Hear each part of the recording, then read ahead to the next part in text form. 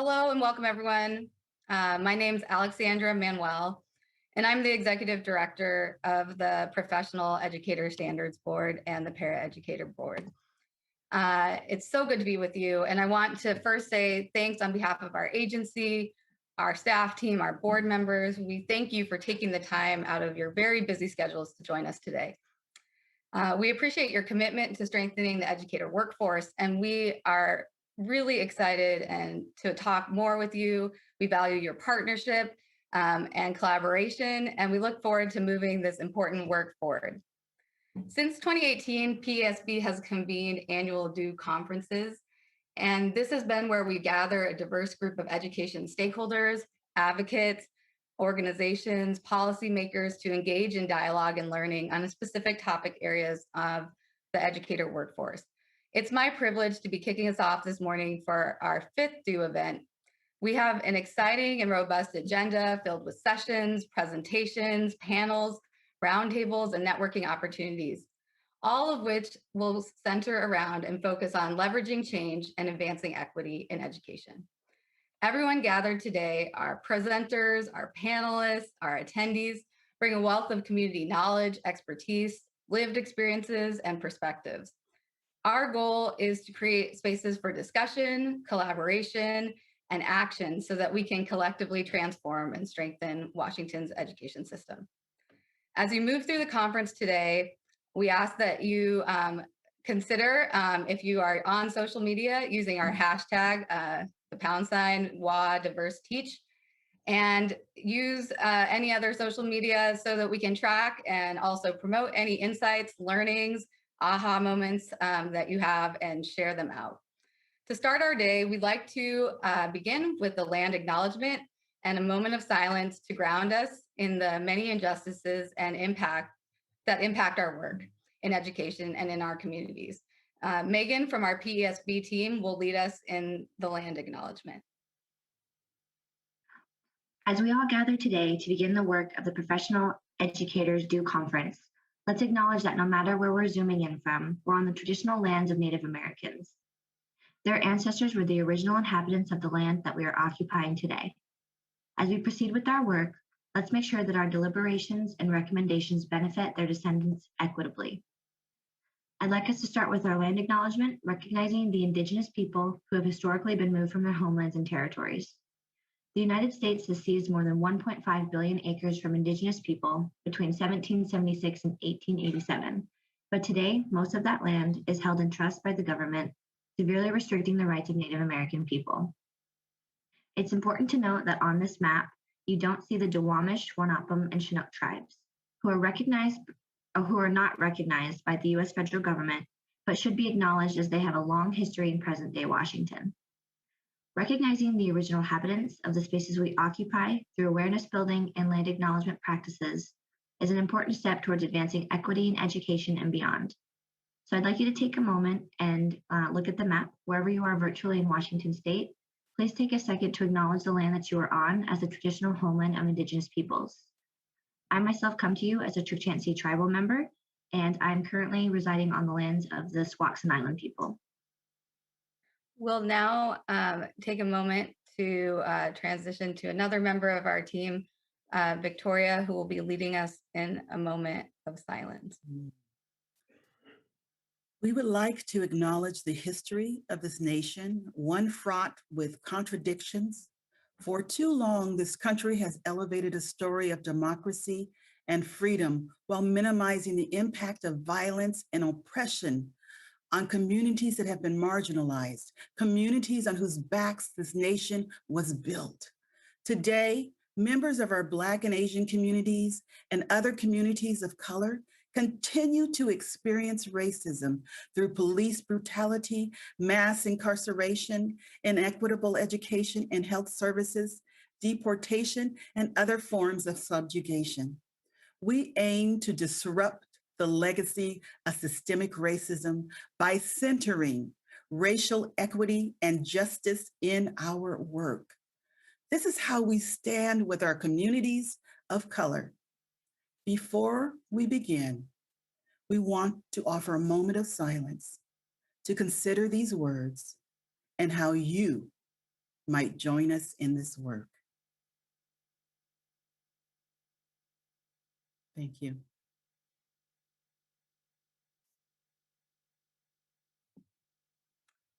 Now, we'd like to give you a little bit more information about the day. I will invite Dr. Erica Hernandez Scott, a member of our team, to share more about what's to come on the agenda today. Good morning, everyone.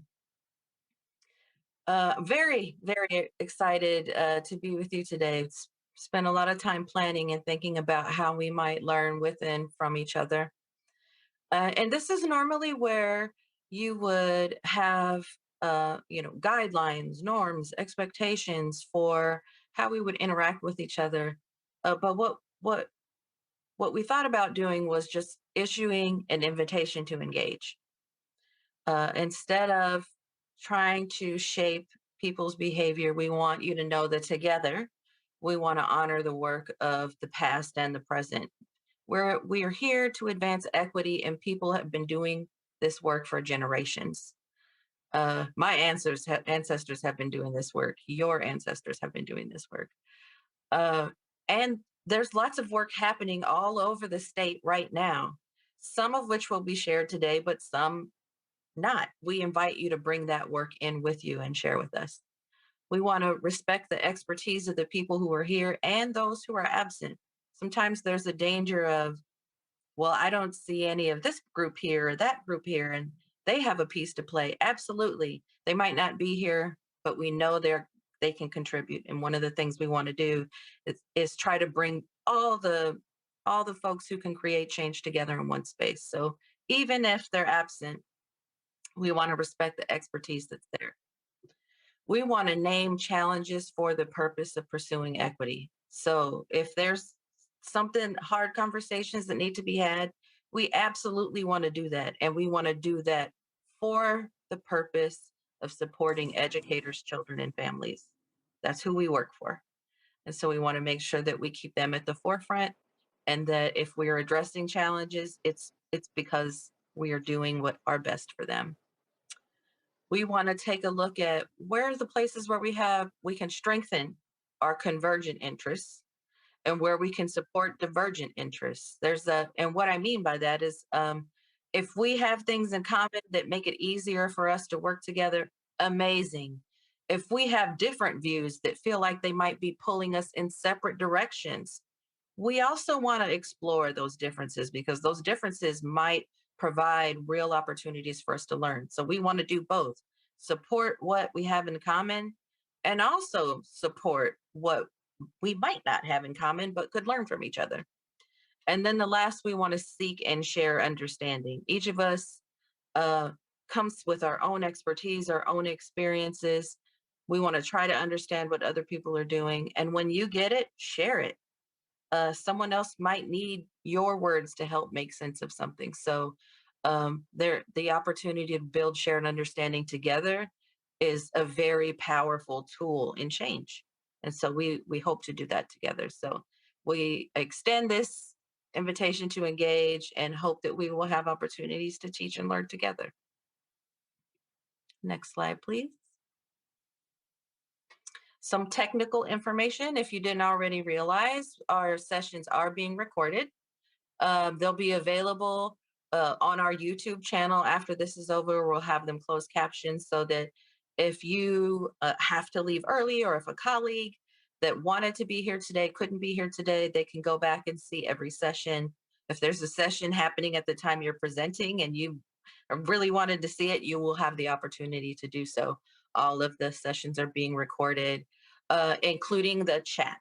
So we know many times people build connections with each other in the chat. And so we're saving all of the chat from all of the rooms, and all of these materials are available for public record. So you are welcome to use the chat and connect with each other. Your program, which you should have received, has all the materials and slides for the day. So if you're someone that likes to look along with the slides, those will be available to you in folders by session. And Meg has put the program in the chat. And then on Zoom, we invite you to name yourself with the name that you would like to be called for the day, and then your personal pronouns so that we can refer to you in a way that is most respectful. So those are the technical bits in your invitation to engage, and I'm really looking forward to working with you. The next slide highlights the overall agenda, and you can see here we have many things to share with you. In the spirit of collaboration and the opportunity to come together, we are really excited for a variety of pieces today, including keynote speaker sessions where we get to hear from many of you presenting and sharing, panel discussions, and then we'll also have roundtable discussions, which is really going to be a focus for everyone around topics that are hot topics, and really hearing and listening from all of our attendees. We also will finish the day with a networking hour to talk more, debrief, learn from one another, and we hope you'll stay around or come back and join us for that time. I think it's really important as we continue to advance this work that we know each other and engage in community. This is a little bit of a new process for us, as we have been used to doing these events in person, but that is something that we look forward to, is finding new ways to build networks and community. So next slide. We'd like to start the day by recognizing our different partners that are part of our virtual event today, starting with our legislators that have joined us.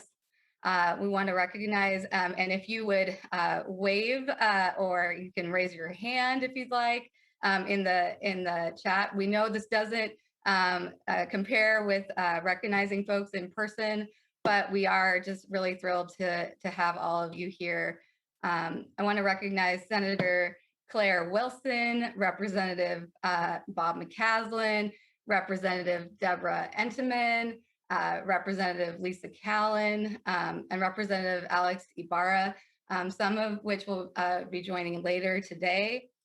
I also want to recognize Maddie Thompson from the governor's office and Alice McLean from the House Democrats. I also want to recognize anyone who's a locally appointed school board member or elected official. Please raise your hand or wave. We just want to thank you for joining us today and being a part of a conversation with our larger community. I'd also like to thank you and just encourage you to get to know our folks that are here today, and we're really glad to have you. I'd also like to acknowledge our board members from both the PESB and the Paraeducator Board. These are practicing educators working in schools, passionate about the work that they are doing, focused on advancing equity and really centering equity-centered policy that strengthens our educator workforce. It's a joy for me to work with all of our board members, and we have quite a few of them here today as well.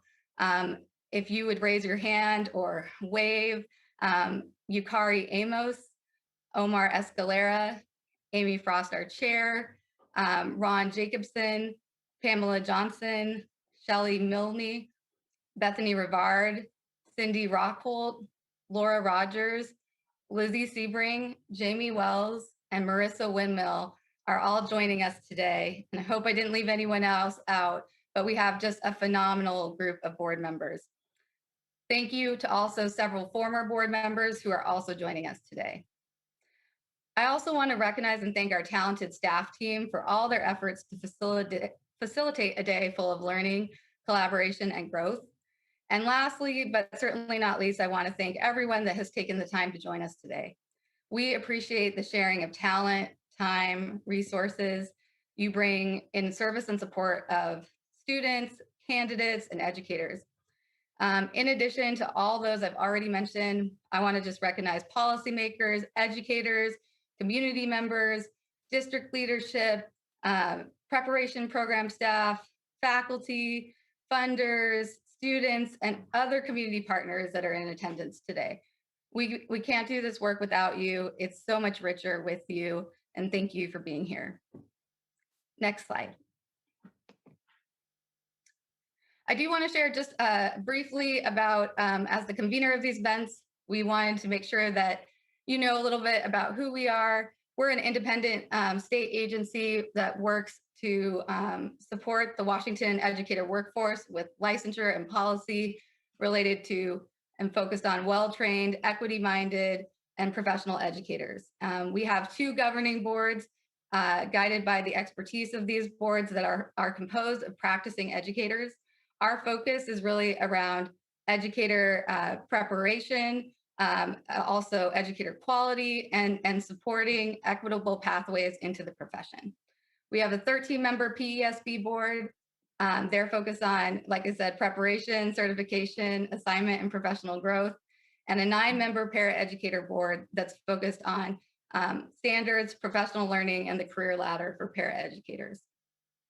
Our work expands across the educator career continuum in areas of educator quality, policy innovation, and workforce development and diversity.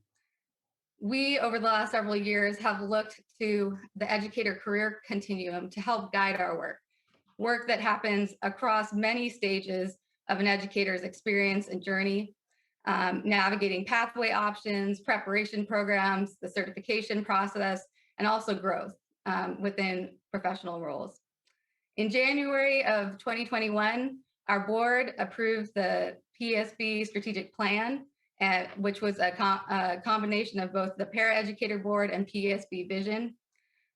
We are so excited to see this work come to be. And after quite a year of really spending time in conversation with all of you, we feel that our new strategic plan really demonstrates our work across the educator career continuum and the opportunities that are possible for some of the system-wide change we would like to see.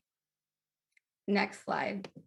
I'd like to turn it over to Victoria to talk a little bit more about our why, and then I'll be back to share and introduce our keynote. Thank you, Alex. As Alex said, we have a new strategic plan that our board adopted in January of this year. And as you can see, it is our why is connected to our mission, our vision, and the values, all of which help us to remain intentionally focused and grounded in our efforts to address inequities, disparities, barriers within the educator prep and workforce system. And it really helps us to prioritize our commitments to becoming an anti-racist agency. So today we're coming together with a lot of collective stories, efforts that not only our staff, but our board, but our stakeholders, our grantees, all who are coming together, our funders, legislators, everyone's coming together, and we're going to learn from each other on our innovative practices, the projects that have been implemented, the programs that embody the values that we share. So this type of change really can only happen when our future educators receive the right support at every level, allowing them to feel confident and empowered to make a difference in their schools.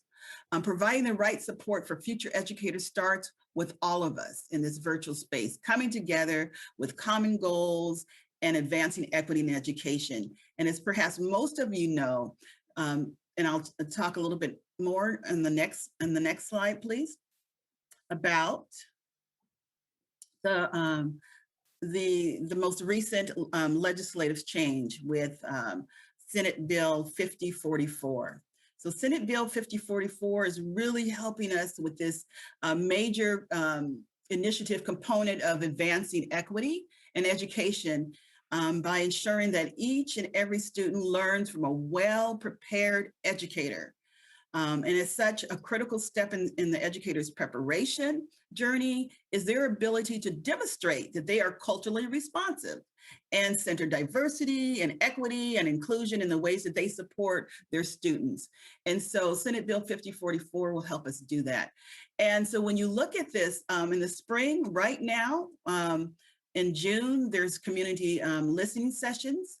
and public feedback survey that will be up in about a week or so. But we have a consultant who's leading these efforts for a community listening session, and we'll put in the chat box more information where you can find this. And then next we have a technical advisory work group that's coming together to take a look at those cultural competency standards and the feedback that we receive from community and start to draft what we call CCDEI standards. And then we move on to taking that collective information and having our partners provide us feedback on that. And then lastly, but not least, our board will have the opportunity to take a look at all of the information gathered and be able to make our board to make recommendations for further application of the new standards for preparation and professional learning. So we are really excited about where this effort's going to provide us the opportunity to come together, center these standards, mobilize a movement of partners committed to a more equitable and just education system. So Meg, if you haven't done so, please put more information about the CCDI standards where they can find that on our website in the chat. Thank you. Next. Thanks, Alex? Victoria. So one of the things that we want to say is that we know that we are always better when more voices are coming to the table, sharing and having conversation and dialogue with us. We have been thinking a lot about what does create levers of change. And you notice that that's the language that we use in describing the title of our conference. One of the things that we've been thinking about is this idea of how do we shift mindset, shift social response, shift systems in ways that demonstrate lasting and impactful change around advancing equity. And really with the intention of centering students and the experiences of those that are furthest from justice. Part of what we've been thinking about at our level is that we have to use multiple resources, multiple skills. And so what that has looked like for us is thinking about relationships, thinking about advocacy, thinking about shared learning. How do we have accountability? How do we have policy that advances equity? And also, how do we incentivize work that advances equity? An example of this, next slide, because I always need an example to give me a little bit more context, is that when lots of times we try one or two of these levers of change, but we know that in order for broad system transformation, these levers of change need to work in concert, together. And so an example I often think about is the evolution of seatbelts. Today, most of you think about seatbelts and you think, that's part of my normal experience. But some of you might, on the Zoom call, remember rolling around in a highly moving vehicle and not being required to have to wear a seatbelt. This example is something that I think we can apply to our equity work. Many years ago, seatbelts were not thought about. They didn't have requirements or regulations.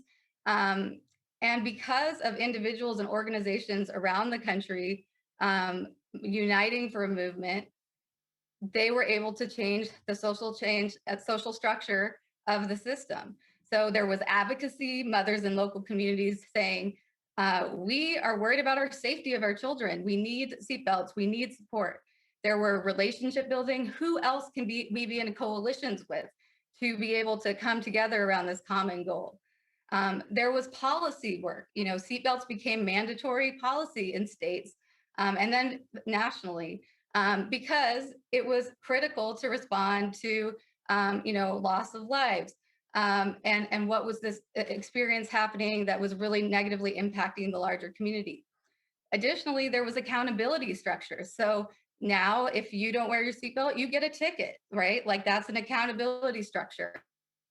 And noting that there are both regulations, policy, but there's enforcement.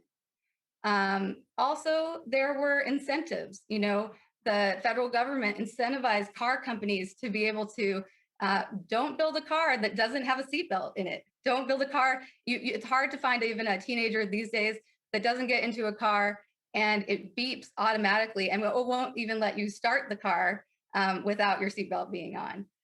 So this is the kind of change that is an example. And then lastly, thinking about shared learning and how do we improve and change our larger social norms and construct. An example of that is that, you know, when I had my daughter, I couldn't leave the hospital without showing how I could buckle my daughter into a car seat. So this is a practical example that helps you to think about, as we think about advancing equity and the work that we want to see happening in schools, all of these levers of change need to be in play.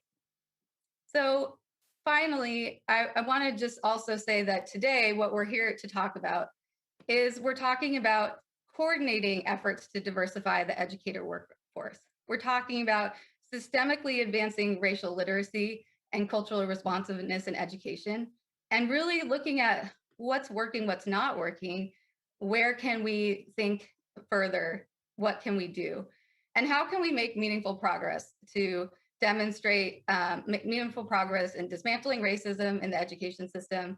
How can we learn in community today? How can we connect across boundaries? And how can we advance equity throughout the system? Next slide. I want to just point out that, you know, for a couple things for you to think about today as we transition into our keynote.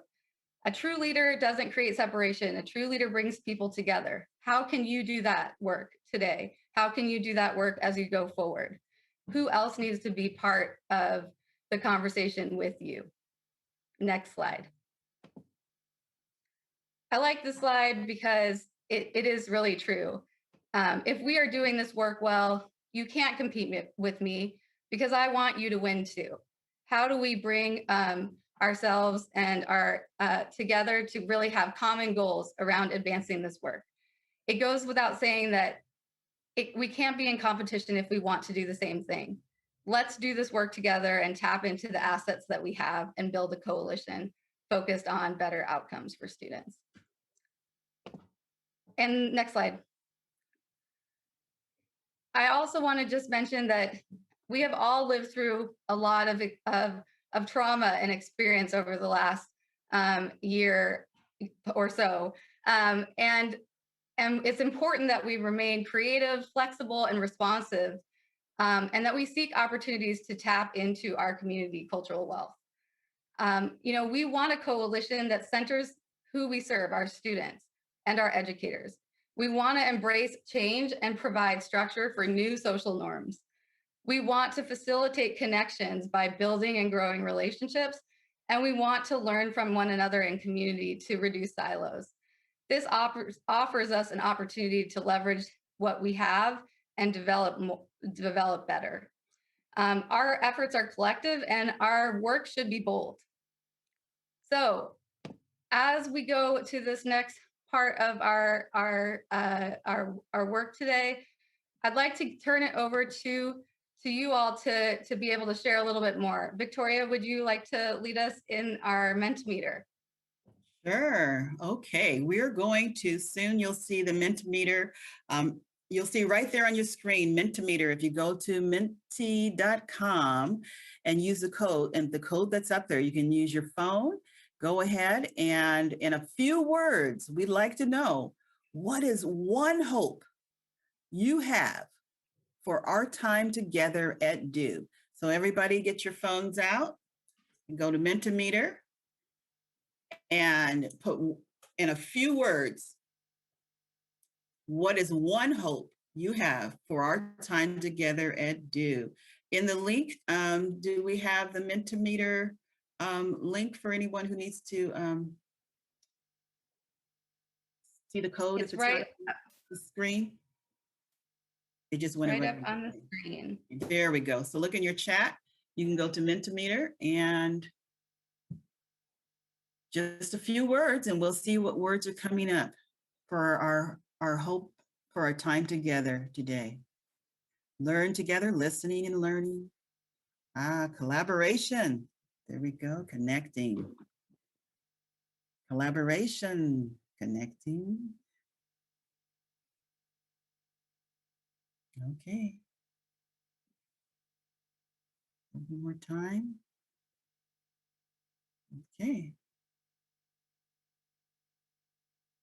Seems like collaboration and action are some words that are coming up. I also see empathy and learning and healing and honesty.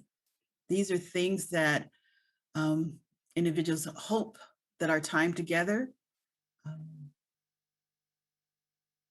that they have understanding, collaboration, and action.